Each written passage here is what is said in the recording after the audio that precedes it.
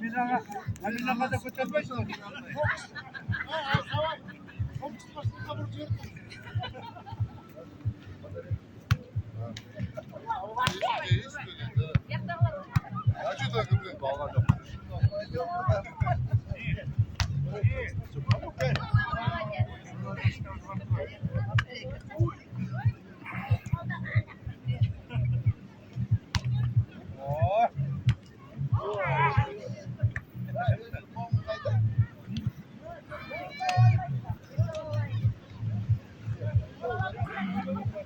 Sen atın kim? Aziz. Aziz. Sen dağı koş koyun.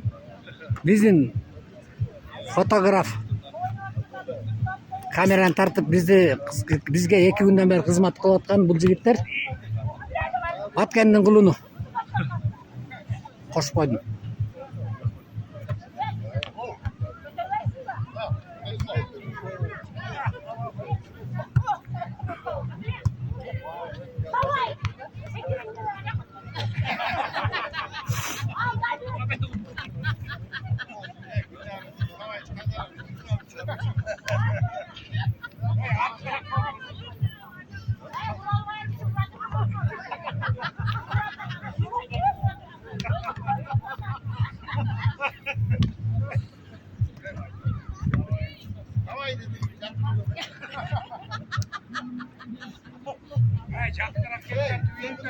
Davay dediğinde davay dedi.